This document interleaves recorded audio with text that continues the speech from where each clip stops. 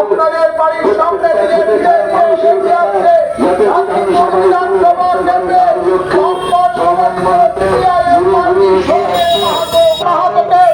দিয়ে হাতুড়ি তারা প্রতীক্ষিতে ভোট দিয়ে বিপুল ভোটে জয়যুক্ত করে আপনাদের বাড়ির সামনে দিয়ে ধীরে ধীরে এগিয়ে আসছে আপনারা তাকে আশীর্বাদ করুন, সমর্থন করুন।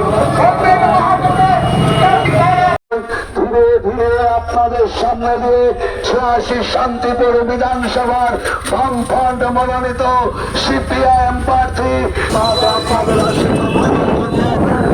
এলাকায় ধীরে ধীরে এগিয়ে এসেছে আমাদের শান্তিপুরবাসী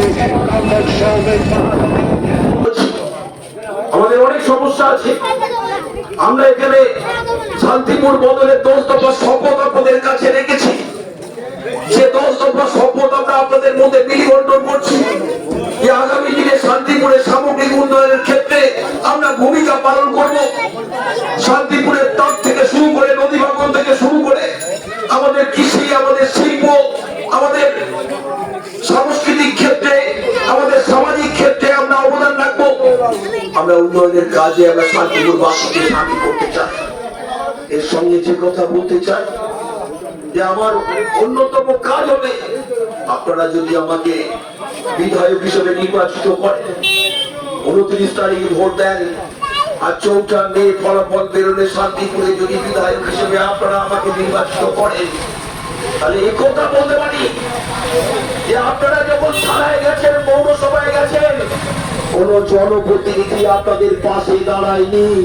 আমি সৌমেন মাধব কথা দিচ্ছি, যদি কোন কবরস্থান থেকে মৃতদেহের দেহাংশ তুলে নিয়ে যাওয়া হয়, সঙ্গে সঙ্গে সৌমেন মাধব সেখানে পৌঁছবে এবং প্রশাসনকে বাধ্য করবে কাজ করতে, বাধ্য করবে, এফআইআর করবে সৌমেন মাধব। শান্তিপুরের নাগরিক হিসেবে, শান্তিপুরের ১ নম্বর জনপ্রতিনিধি হিসেবে সৌমেন মাহাতো শান্তিপুর থানায় এফআইআর করবে। পুলিশ যদি ব্যবস্থা না নেয় তাতে যত দূর যেতে হয় যাব, কলকাতায় দাঁড়িয়ে বিধানসভায় তুলব। কালকে শান্তিপুরে একাধিক ঘটনা ঘটবে আর রাজ্য সরকার চুপ করে বসে থাকবে, কোনো ব্যবস্থা গ্রহণ হবে না। আমরা এটা মেনে নেব না। কাদেরকে রক্ষা করবার জন্য এই যে এই ঘটনাগুলো ঘটলো, আজ পর্যন্ত কোন ঘটনা তদন্ত হলো না। কাদেরকে রক্ষা করতে চাইছেন পৌরসভা চেয়ারম্যান? কাদেরকে রক্ষা করতে চাইছেন বর্তমান সরকার? কোথাও সুরক্ষিত কবরস্থানের কথা, কোথাও আবার হারিয়ে যাওয়া তাঁত শ্রমিকদের দুঃখ দুর্দশার কথা, কোথাও নিকাশি নালার সমস্যা, কোথাও আবার নতুন রাস্তাঘাটের বেহাল দশার কথা। এভাবে প্রচারের অন্তিম লগ্ন বিকেল ৫টা পর্যন্ত কখনো পায়ে হেঁটে, কখনো বা মোটরসাইকেল অথবা ৪ চাকা গাড়িতে প্রচার করেন। প্রখর রোদের মাঝেই পথসভা, আর তাতেও মানুষের আগ্রহ ছিল চোখে পড়ার মতো। সবারই মুখে একই কথা, সমালোচনাবিহীন প্রাক্তন এই কাউন্সিলর ব্যক্তিত্ব নিয়ে কোনো কথা হবে না। কখনো শূন্য হওয়া দলের রেড ভলেন্টিয়ারদের গৌরবের কথা। গতবার উপনির্বাচনেও সৌমেন মাহাতো পেয়েছিল প্রায় ৩৯,০০০ ভোট। এবারে সেই ভোট থেকে ধরে রাখতে পারবে নাকি আরও বাড়বে, এই নিয়ে সাধারণ মানুষের জল্পনা। তবে এসআইআর চূড়ান্ত ভোটার তালিকা থেকে এখনও বাইরে রয়েছে বহু নাগরিক, তাদের জন্য রয়েছে প্রার্থীর সহানুভূতি।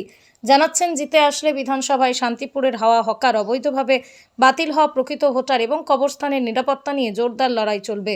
তবে ইতিমধ্যেই ইস্তেহার প্রকাশে শান্তিপুরের গুরুত্বপূর্ণ ১০ দফা বিষয় মন ছুঁয়ে গেছে প্রতিটা নাগরিকের। বিতরণ করা হয়েছে সেই তালিকাও।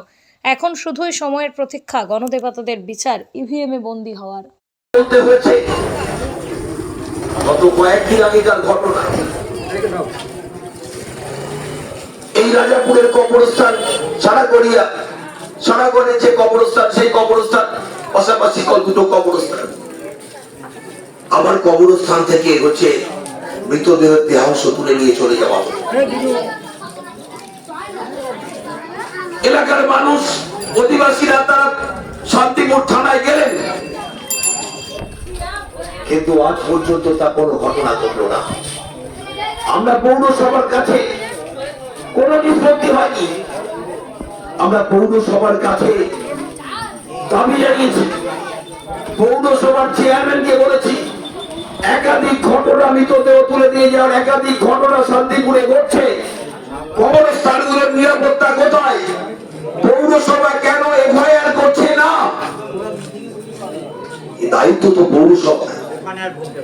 দায়িত্ব ছিল স্থানীয় সরকার, এখানকার পৌরসভা কবরস্থানে আলোর ব্যবস্থা করা, কবরস্থানগুলোর নিরাপত্তাকে সুনিশ্চিত করা। এটা তো পৌরসভার অন্যতম দায়িত্ব, অন্যতম কাজ। কবরস্থান শ্মশান দেখভালের দায়িত্ব তো পৌরসভার, স্থানীয় সরকারের। তাহলে এখানে দাঁড়িয়ে পৌরসভার যা, এবং সেই কবরস্থান বা শ্মশানে যদি কোনো ঘটনা ঘটে, যদি এরকম কবরস্থ ব্যক্তির মৃতদেহ তুলে নিয়ে যাওয়ার মতো ঘটনা ঘটে, তাহলে এফআইআর করবে তো পৌরসভার চেয়ারম্যান। আজ পর্যন্ত পৌরসভার চেয়ারম্যান শান্তিপুর থানায় এফআইআর করেননি, আর এফআইআর এর পরিপ্রেক্ষিতে পুলিশ এখনো পর্যন্ত কোনো ব্যবস্থা গ্রহণ করেনি। এফআইআর হলো না, সবটাই মুখে মুখে। আজকে কোন জায়গায় প্রশাসনিক রেকর্ডে, সরকারি রেকর্ডে এই যে একের পর এক ঘটনা ঘটছে, কোনটা সরকারি রেকর্ডে, কোনটা সরকারের কাছে নথিভুক্ত নয়। একটা চিঠি হলে, ডায়েরি হলে বা একটা কেস হলে তো সরকারের কাছে নথিভুক্ত হবে। সরকারের কাছে নথিভুক্ত হচ্ছে না, মানুষের অসন্তোষ, বিক্ষোভ, ক্ষোভ বাড়ছে। আজকে আমরা এই নির্বাচনের সময় দাঁড়িয়ে যে কথা বলতে চাই, আজকে শান্তিপুরের মানুষ, আমি এটা খুব জোরের সঙ্গে বলছি, আমাদের অনেক সমস্যা আছে। আমরা এখানে শান্তিপুর বদলে 10 দফা শপথ আপনাদের কাছে রেখেছি। সে 10 দফা শপথ আমরা আপনাদের মধ্যে বিলি বন্টন করছি যে আগামী দিনে শান্তিপুরের সামগ্রিক উন্নয়নের ক্ষেত্রে আমরা ভূমিকা পালন করব। শান্তিপুরের তট থেকে শুরু করে, নদী ভাঙন থেকে শুরু করে আমাদের কৃষি, আমাদের শিল্প, আমাদের সাংস্কৃতিক ক্ষেত্রে, আমাদের সামাজিক ক্ষেত্রে আমরা অবদান রাখবো। আমরা উন্নয়নের কাজে আমরা শান্তিপুরবাসীকে সামিল করতে চাই। এর সঙ্গে যে কথা বলতে চাই যে আমার অন্যতম কাজ হবে, আপনারা যদি আমাকে বিধায়ক হিসেবে নির্বাচিত করেন, 29 তারিখ ভোট দেন, আর 4 মে ফলাফল বেরোলে শান্তিপুরে যদি বিধায়ক হিসেবে আপনারা আমাকে নির্বাচিত করেন, তাহলে এই কথা বলতে পারি যে আপনারা যখন থানায় গেছেন, পৌরসভায় গেছেন, কোন জনপ্রতিনিধি আপনাদের পাশে দাঁড়ায়নি। আমি সৌমেন মাধব কথা দিচ্ছি, যদি কোন কবরস্থান থেকে মৃতদেহের দেহাংশ তুলে নিয়ে যাওয়া হয়, সঙ্গে সঙ্গে সৌমেন মাধব সেখানে পৌঁছবে এবং প্রশাসনকে বাধ্য করবে কাজ করতে, বাধ্য করবে, এফআইআর করবে সৌমেন মাধব। শান্তিপুরের নাগরিক হিসেবে, শান্তিপুরের 1 নম্বর জনপ্রতিনিধি হিসেবে সৌমেন মাহাতো শান্তিপুর থানায় এফআইআর করবে। পুলিশ যদি ব্যবস্থা না নেয়, তাতে যত দূর যেতে হয় যাবো। কলকাতায় দাঁড়িয়ে বিধানসভায় তুলবো। কালকে শান্তিপুরে একাধিক ঘটনা ঘটবে, আর রাজ্য সরকার চুপ করে বসে থাকবে, কোনো ব্যবস্থা গ্রহণ হবে না। আমরা এটা মেনে নেব না। কাদেরকে রক্ষা করবার জন্য এই যে এই ঘটনাগুলো ঘটলো, আজ পর্যন্ত কোনো ঘটনা তদন্ত হলো না। কাদেরকে রক্ষা করতে চাইছেন পৌরসভা চেয়ারম্যান? কাদেরকে রক্ষা করতে চাইছেন বর্তমান সরকার? কাদেরকে বাঁচাতে চাইছেন পুলিশ? পৃথিবীর 3 ভাগ জল 1 ভাগ স্থল, তাই পানীয় জলের অভাব নেই। কিন্তু বিশুদ্ধ পানীয় জল একটাই, বৃষ্টি অ্যাকোয়া। প্রতি ফোঁটায় আনে তৃপ্তি, মেটায় তেষ্টা। বৃষ্টি অ্যাকোয়া, বিশুদ্ধ পানীয় জল। শান্তিপুরে এসে গোটা পিঠা খিদে খেলো, খিদে সর্বনাশা, ও খিদে সর্বনাশা। 1100 কোটি। খিদে সর্বনাশা, প্রশ্নের ভাষা জনগণের মনে। এয়ারপোর্ট, রেলা ব্যাগে বিশ্বগীত বলে। সবটা চৌকিদারি, ও সবটা চৌকিদারি। 56 ইঞ্চি সবটা চৌকিদারি, ফাঁকা হারি নেপড়ি। আম্বানিরা লিখছে নাকি সাম্যবাদের বই। কঠিন ঢপবাজি, কি কঠিন ঢপবাজি। কি কঠিন ঢপবাজি, দেশাজি মুসলমানের রে। তিলকেতে দুহাত তুলে নাচে গে গে। অদ্ভুত কম্বিনেশন, অদ্ভুত কম্বিনেশন। অদ্ভুত কম্বিনেশন দেখছে জগৎ, বুঝছে নতুন ভোটার। বিজেপি আর তৃণমূল, ভাবছি আর মাথার। খেলা ধরে ফেলেছি, ও খেলা ধরে ফেলেছি। খেলা ধরে ফেলেছি, জোর বেড়েছি শহর থেকে গ্রাম।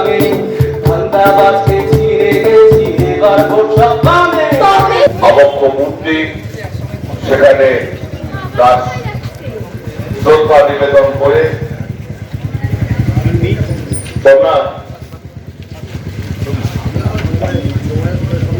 শ্রদ্ধা নিবেদন করছেন সৌমেন মাহাতো। দীর্ঘ সময় রাজনৈতিক বিরোধিতা থাকলেও পৌরসভার বিরোধী নেতা হিসাবে, কাউন্সিলর হিসাবে রাজনৈতিক সম্পর্ক, সেই রাজনৈতিক সম্পর্ককে আমরা শ্রদ্ধার চোখে দেখি। আজকে তিনি প্রয়াত, ফলে কাছারি পাড়ায় যখন আমরা আমাদের রাজনৈতিক আবেদন এখানকার নাগরিকদের কাছে রাখবো, সেই সময় সৌমেন মাহাতো অজয় বাবুন আবক্ষ মূর্তিতে তার শ্রদ্ধা নিবেদন করে সংক্ষিপ্তভাবে কাছারিপাড়ার নাগরিকদের কাছে তার আবেদন রাখবেন। আপনাদের এলাকা দিয়ে এগিয়ে চলেছে আগামী দিনে শান্তিপুরে সমস্ত সমাজজীবী মানুষের কথা যাতে সৌমেন মাহাতো বিধানসভায় তুলে ধরতে পারে, তার লক্ষ্যে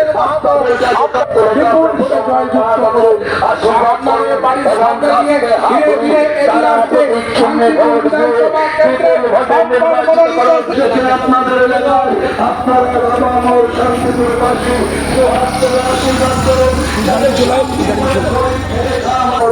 আপনাদের বাড়ির সামনে দিয়ে ধীরে ধীরে এগিয়ে আসছে শান্তিপুর বিধানসভাকে বাস্তব সমর্থন করুন।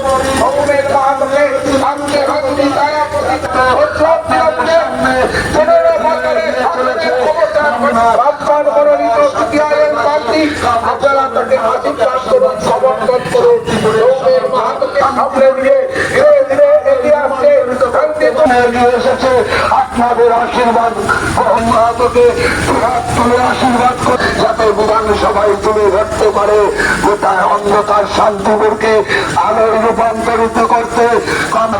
আপনাদের সামনে দিয়ে ধীরে ধীরে এগিয়ে চলেছে, আপনাদের এলাকা দিয়ে এগিয়ে চলেছে তো শান্তিপুরের ভূমিপুত্র এলাকা দিয়ে এগিয়ে কথা যাতে বিধানসভায় তুলে ধরতে পারে, তার লক্ষ্যে এগিয়ে যাওয়ার জন্য আপনারা দুহাত তুলে শান্তিপুরবাসী বামফ্রন্ট মনোনীত সিপিআইএম প্রার্থী সৌমেন মাহাতোকে আশীর্বাদ করুন। গাড়ি ঘোরানো মুশকিল খুব করি, ওদের একটু দেরি হবে।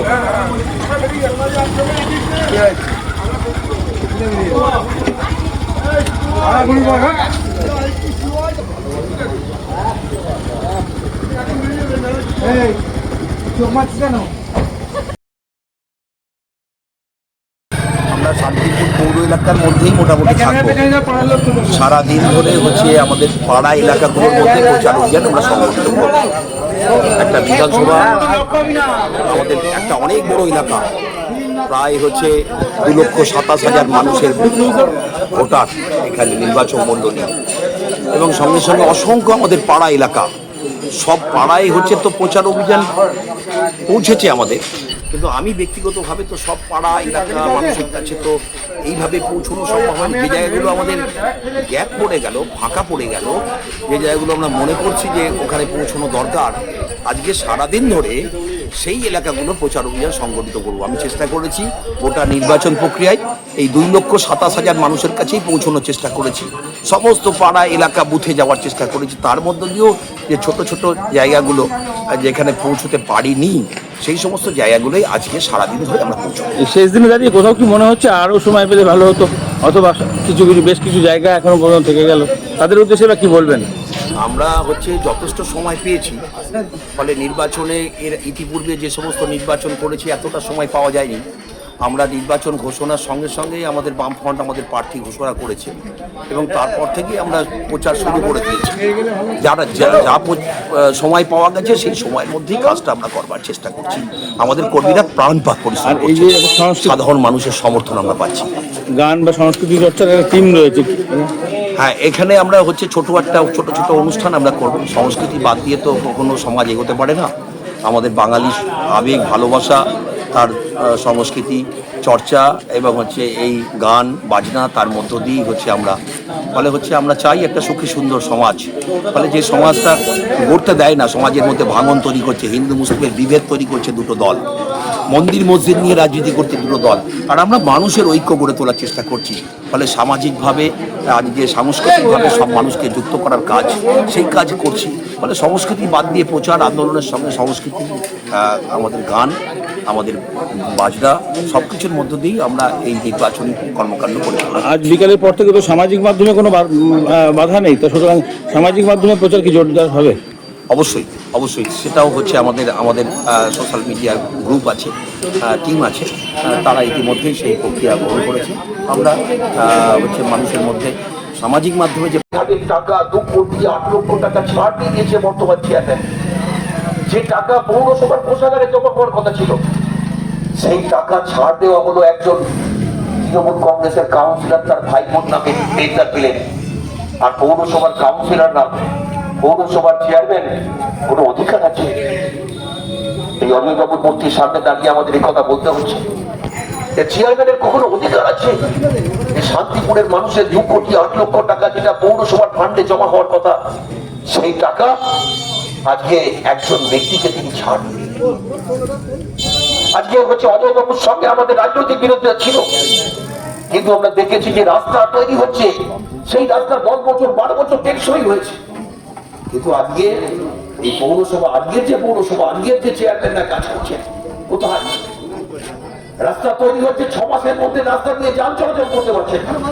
গোটা শান্তিপুরের মানুষ প্রতিবাদ করছে, রাস্তা চাই, ড্রেন চাই। অজয় বাবুর সময় যে ড্রেনগুলো তৈরি হচ্ছিল, সেই ড্রেনগুলোকে ভেঙে ফেলা হতো, নতুন করে আবার ড্রেন তৈরি করা হতো, কিন্তু তাতে জল নিকাশির সমস্যা কি সমাধান হলো? আজকে যে নিকাশি নালা তৈরি করা হয়েছিল বামফ্রন্ট সরকারের সময়, আজকে কল আছে জল নেই। গোটা শান্তিপুরে দাঁড়িয়ে কল আছে জল নেই। পরিকাঠামো না তৈরি করে মানুষের বাড়িতে বাড়িতে কলের লাইন দিয়ে দেওয়া হবে, আর এখনো পর্যন্ত শান্তিপুরের নাগরিকরা তারা জল পাচ্ছেন না। আমরা যখন ভোট প্রচারে যাচ্ছি, আমাদের শুনতে হচ্ছে রাস্তার অভিজ্ঞতার কথা, আমাদের শুনতে হচ্ছে কল আছে জল নেই। আজকে মানুষ তাদের হচ্ছে সমস্যার কথা বলছে। 30 বিঘা জমির ওপর গড়ে উঠেছে বিশাল ক্যাম্পাস, নার্সারি থেকে শুরু করে উচ্চ মাধ্যমিক, ITI college, law college, BEd college, ভর্তি চলছে। জেআরএস পাবলিক ব্যালকনি বা সিঁড়ির রেলিং, মডিউলার কিচেন বা ড্রয়িং রুম, এক কথায় আপনার স্বপ্নের বাড়িকে করে তুলুন আরো সুন্দর। Chakdah ply centre, gorgeous look বা কোয়ালিটি সবে 3 number 1 Chakdah ply centre. Chakdah ply centre, KBM Chakdah Nadia. করবেন কেন করবেন বুঝতে পারছেন না তো? সঠিক গাইডলাইন পেতে আজই আসুন নদিয়ার চাকদাতে নিবেদিতা প্রাইভেট লিমিটেডে। Nivedita private limited, marketing and distribution service. Chakdah aluminium centre, ply, কাঁচ, laminates, kitchen fittings, door lock, window ও অ্যালুমিনিয়ামের খুচরো ও পাইকারি বিক্রেতা। Chakdah aluminium centre, Purbalalpur 50 number রেলগেটের পাশে, চাকদা নদিয়া। হোমওয়ার্কটা করেছো? হ্যাঁ স্যার। এ বাবা, ভুল করেছো কেন? চোখে কেমন ঝাপসা দেখছি, লিখতে আর পড়তে খুব সমস্যা হচ্ছে। চাকদার মডার্ন অপটিক্স থেকে ভালো চোখের ডাক্তার দেখিয়ে নাও। প্রতিদিন প্রকৃত চোখের ডাক্তার ও দৃষ্টি বিশেষজ্ঞ মডার্ন অপটিক্স চাকদহে। স্যামসাং, জিও, রিয়েলমি, নদিয়ার একমাত্র অথরাইজড ডিস্ট্রিবিউটর ঘোষ কমিউনিকেশন, থানার মোড়, চাকদা। ভাবছেন 3 স্টার ক্যাটাগরিতে কাটাবে? রুম রে মাত্র 1500 টাকা থেকে স্টার, খাওয়া দাওয়া রিজনেবল প্রাইস। নদিয়ার একমাত্র 3 স্টার ক্যাটাগরি হোটেল NB সোনার বাংলা হোটেল, কল্যাণী এইমসের ঠিক উল্টো দিকে, কল্যাণী নদিয়া। নদিয়া জেলার সবথেকে বড় বিল্ডার্স চাকদার মা মনসা বিল্ডার্স, রড ও সিমেন্টের পাইকারি ও খুচরো বিক্রেতা। মা মনসা বিল্ডার্স, পদ্মবিলা, চাকদা, নদিয়া। রড কেনাকাটায় থাকছে ডিসকাউন্ট অফার। মা মনসা বিল্ডার্স।